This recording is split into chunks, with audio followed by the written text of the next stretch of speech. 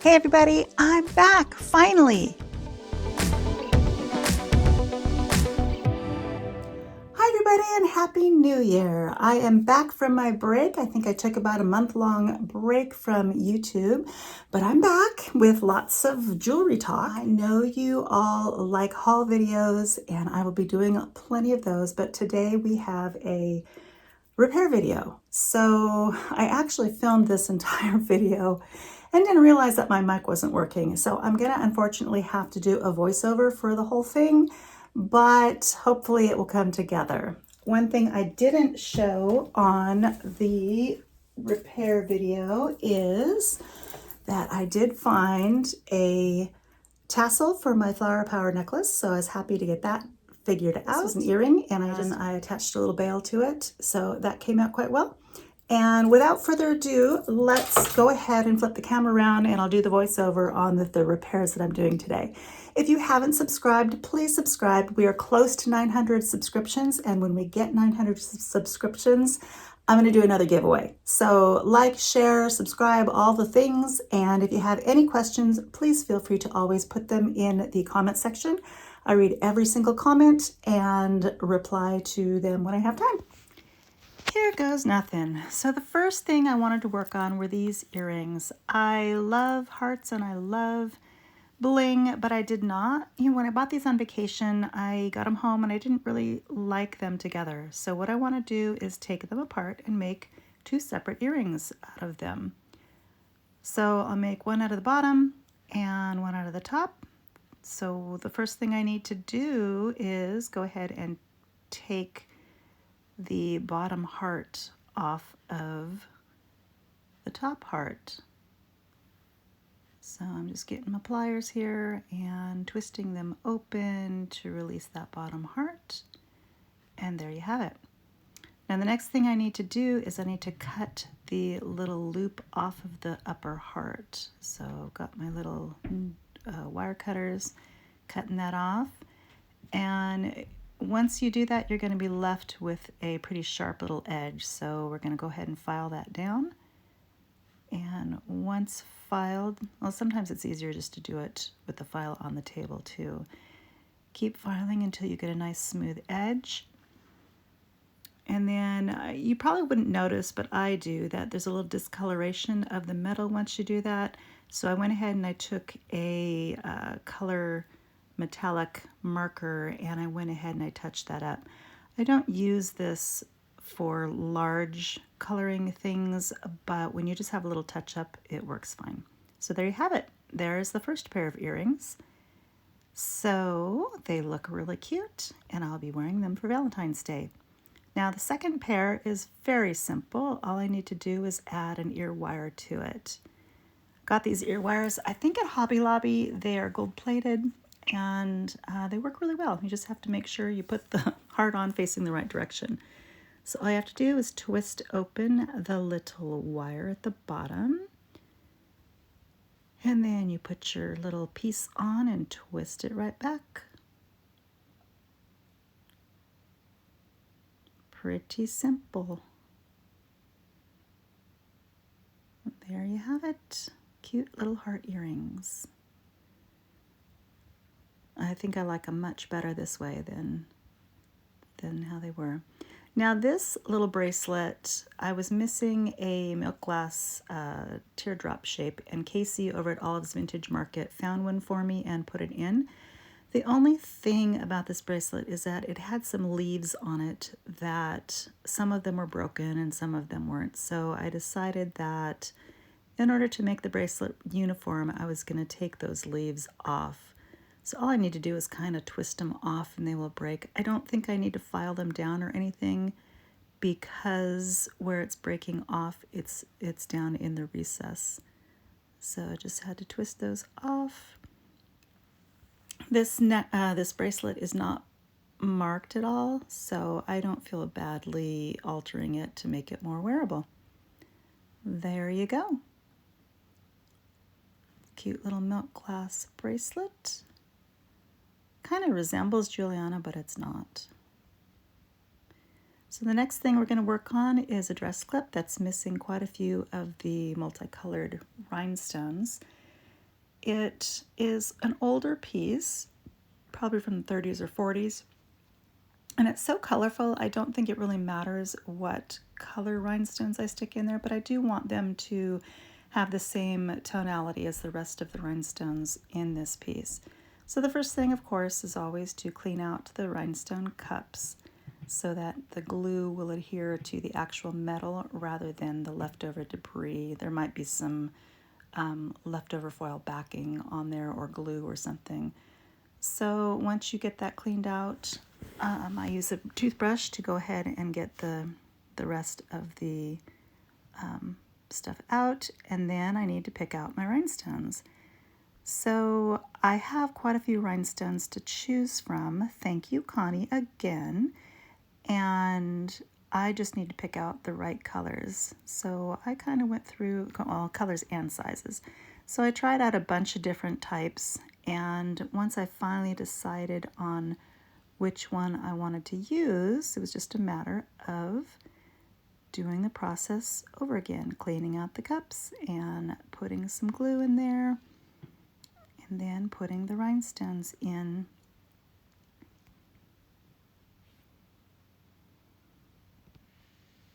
Can't remember what colors I picked, but I found some that worked pretty nicely. And then after I put those rhinestones in, I just need to clean it up.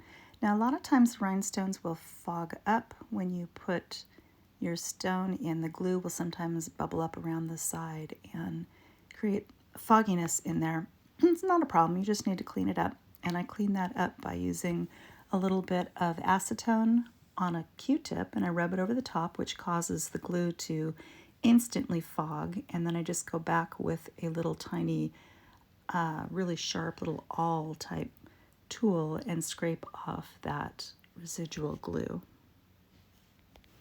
For the sake of not having a 2-hour video, I'm going to go ahead and not show you all the things. So the next thing we're working on is this little bird. It's made by Sphinx. Sphinx has copied a lot of designs over the years, but as you can see right here, some of the enamel is chipped.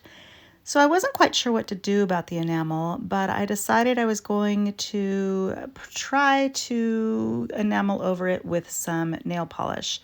I only had black nail polish, and I'm just going to give it a try. Sometimes experimentation is your best friend, sometimes it's your enemy, so we'll see which it is on this case. And I ended up kind of filing down the top of this piece and doing a couple layers of enamel. I also enameled some of the other parts of the bird just to make it more uniform, but time will tell whether or not this is going to be a feasible thing. So I just set it off to the side and we'll work on the next thing. Now this piece I sent to Casey because it was missing a couple baguettes, and in transit, you know, one of the little rhinestones popped out. It is very common in these pieces that when they get jostled around, sometimes the prongs aren't very tight and things might fall off. So I just needed to put this little rhinestone back in. On prong set pieces, you just need to very gently bend open at least 2 of the prongs to get the rhinestone in. And I usually go ahead and put a little tiny bit of glue in there just to better secure the rhinestone in case the prongs are bent beyond reason. And then you just gently tap it in there. Once it's in, I'm going to take my nylon pliers and gently bend the prongs back to secure the stone, and that should be all it takes, and then it's good to go. This piece is really pretty. It's got, I think it's got like 9 rows of rhinestones, and 1, 2, 3, 4, 5, 6, 7, 8, yeah, 9 rows. And it looks like it could be a Kramer. It's not quite the quality of Weiss, but it's just really gorgeous. Okay, the next one we're working on is an Arthur Pepper brooch that has a lot of damaged has a lot of damaged pearls and then some missing pearls. So I'm going to go ahead and clean out the cups of the missing pearls, and I ended up taking out a bunch of the damaged pearls. I just popped them off with my little pliers. And next was to decide what kind of replacement pearls I needed. Now, sometimes replacement pearls can be tricky because the luster on them is different. So I try to use older pearls, but when push comes to shove, sometimes it doesn't matter. In this piece, it didn't really matter. The nacre on the pearls matched well enough. But on things like Trifari pieces, you really need to use Trifari pearls in order for it to match completely. So I went ahead and I yanked those bad pearls out and prepared the cups just like I would for a rhinestone, clean them out, and then you glue the new pearls back in.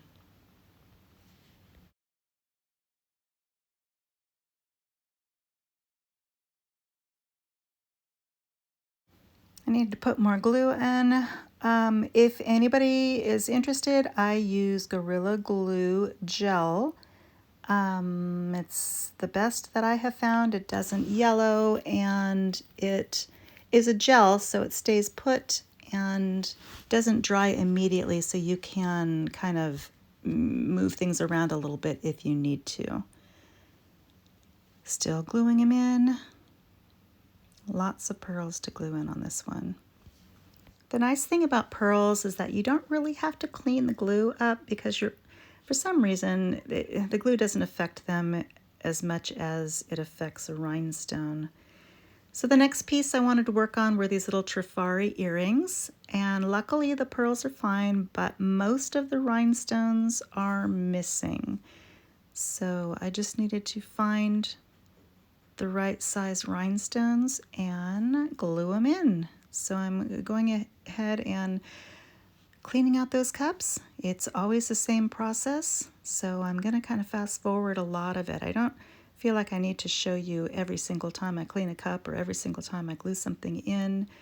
I try to keep the mistakes in my videos just so you can see what sometimes you have to deal with, but like I said, I don't want this to be 2 hours long, so I'm going to go ahead and fast forward through some of it.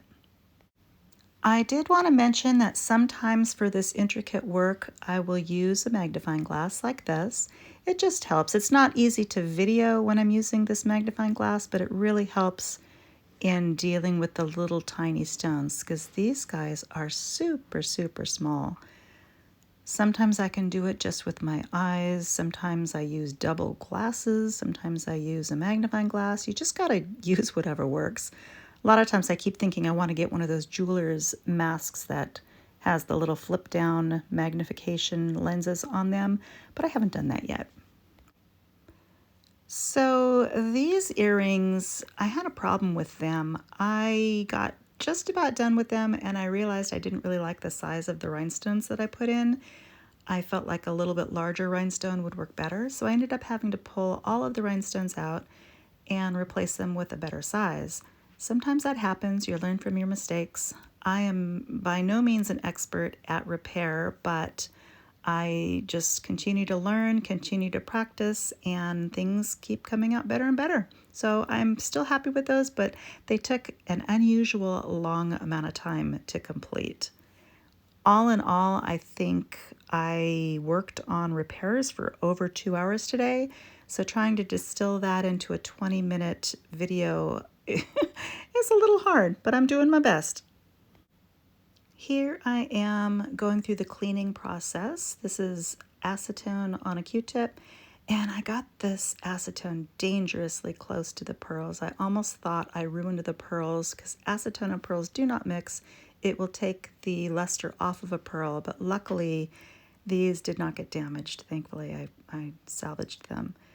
So the acetone, once again, will fog up the stones. It basically fogs up the glue on the stones, and then you just need to go through with this little tool and basically scrape off what turns into like a little skin of glue covering the stone.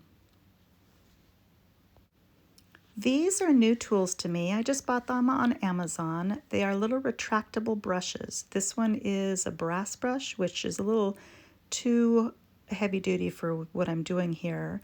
But I have another one that has little, I'm not sure, I think they're fiberglass bristles on them that are much softer. but they're firmer than a toothbrush. So it works well for these cleanup jobs. And the firmer one works well when you have less delicate items to work on. So yeah, these turned out quite well.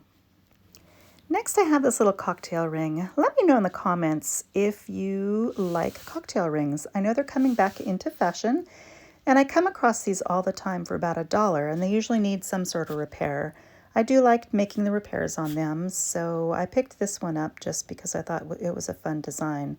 It's missing all of the rhinestones in the center, so I just needed to go through and decide what I wanted to do on the center. I ended up deciding on just plain rhinestones, and after hemming and hawing about the center stone, I decided to put a pearl in the center stone. I actually put a blue stone in it at first, but then when I was cleaning up the glue residue, it popped off, and I decided that I'd rather have a pearl there. So I think I will fast forward to the end of this because I think by now you know the routine on how to clean out the cups and set the stones, and then use the acetone and clean up with the little awl. So here, let's find the end result. I was really happy with the way this came out. These rings are fully adjustable, and one thing about them though is you do not want to get them wet. So if you wear these, definitely don't wear them while you wash your hands.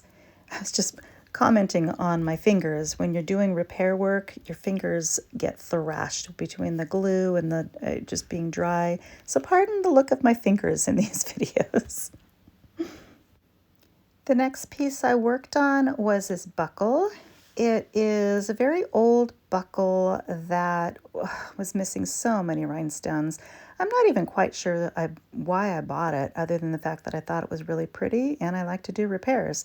But it was definitely a labor of love because it, like I said, was missing a ton of stones, and some of the stones were yellowing. I didn't really want to take out those stones, but as I continued to work on it, during the cleaning process, when I touched it with acetone, a lot of those stones kept falling out. So it took a long time to get this thing looking the way I wanted it to. Did it come out perfect? No. Was that my goal? Well, yeah, my goal is always perfection, but is that realistic? No, it's not realistic. And I don't mind when pieces show their age with a few yellowed stones. I'd much rather make sure they have stones, even if they're not perfect. So I worked on this one for quite a long time, just patiently cleaning, gluing, cleaning some more, not getting angry when stones popped out. And it like I said, it took quite a long time, but it's a cute piece. Is it worth that much? Probably not. I mean, it's probably close to 100 years old, but I don't know how much use there is in these buckles. I mean, people do other things with them in jewelry, but not too many people buy them to be used as a buckle. So this will be for sale. In fact, pretty much everything in my videos is for sale with a few exceptions. So if you're interested in anything, I never want these videos to be actual sales videos. Like, I'm not going to get on, well, never say never. I might do sales videos, but at this point in time, if you see something, please don't hesitate to contact me about it. I have several people that do that, and I can offer you much better deals on jewelry if you contact me directly rather than going through eBay. And I'm pretty slow at getting things on eBay, so never hesitate to contact me. My email is usually in my description box, so go ahead and email me. Okay, I hope this voiceover is doing okay. It feels very awkward to talk over a video once you've already done it. So I'm hoping that this is working all right, and I don't have to do it again. Like, I hope my mic continues to work better than it did today. So this is the finished product. It was definitely a labor of love on this one. I think it came out pretty nice. You can see there's still some yellowing a little bit, but overall, I think it's a nice job. Next, I had some coral earrings that were missing quite a few rhinestones, and I noticed that they were missing a couple baguettes too. I'm not sure that I have the baguettes for these, and actually I found one in my harvest pile, but it is still missing another baguette that I don't have. So I'm gonna have to keep looking for baguettes for these to finish them. But as you can see, there's lots of little rhinestones that are missing, and I went to work on those. I have several other repair videos, and if you are interested in any of the tools I'm using or a little bit more detail on some of the methods I'm doing in this video, I'm going to go ahead and link another video in the description box that will kind of go over more of the tools and different things that I use in my repair. Yeah, I don't think I want to go into all of that in this video, so check out the description box for that one. Luckily, these earrings, all of the rhinestones, although they were tiny rhinestones, they were all about the same size, so I didn't have to go swapping back and forth between sizes. Okay, I'm not gonna lie. Doing a voiceover over recording is awkward and not easy to do. So thank you for bearing with me. Just know that this is not my normal video, and we will get back to our regularly scheduled programming as soon as my microphone is charged, I guess. I almost scrapped this entire video, but I decided, what the heck, I'll try something new. Haven't done voiceovers, and it's a learning process. Anyway, I'm going to fast forward to the next piece. And here it is. This is a gorgeous bracelet. I think it's either a Goldette or a Florenza. It is not marked, but it was very inexpensive because it was missing that big stone, but they had the big stone, and it's missing a couple of smaller stones. So I just went ahead and I glued that big stone in, and I matched up a couple of the little amethyst colored smaller stones, and it came out beautifully. I really like this type of bracelet, but I can't keep them all, so I think I'm going to put this one on eBay. Unless somebody here who is watching is interested in it, let me know. It's just really, really pretty. Here is the finished piece. Oh, just so pretty. I did have a little bit of cleaning up on this one to do as well, just because of some of the glue got on that big stone. So I just kind of scraped it off and wiped it with some acetone. But there it is in all of its glory. Okay, just to recap some of the things that I worked on today, we've got this big old rhinestone bracelet that we replaced a rhinestone in. We've got this buckle that had more rhinestones missing than I care to talk about. Then there's this, either Goldette or Florenza. No, I don't know which it is. It was missing just a couple of rhinestones and a big rhinestone. We had the milk glass bracelet that we needed to take some leaves off of. The coral earrings are still in progress. I still need to find one more baguette to finish these, but other than that, they're looking great.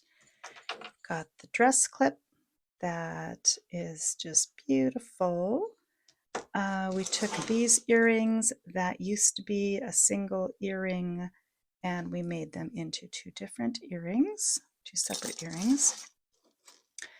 The bird is still in progress. I ended up sanding down part of the enamel that was lifting up, and I did some more black on this piece as well to make it more uniform. I'm not quite sure if I'm liking that, but time will tell on that. We'll put that off to the side for now. Then we have the Arthur Pepper wreath brooch that we put pearls on, the little cocktail ring that got a whole new center, and the Trifari earrings that came out beautiful. Just replaced most of the rhinestones, and I thought I had damaged the pearls, but no, they are fine. All right, I think that is it. If you have any questions, let me know in the comments. I apologize for the crazy way this one went with the voiceovers and all. Hopefully my microphone will cooperate from here on out. All right, I hope you're having a great week, and I will see you in the next video. I am having all kinds of technical difficulties.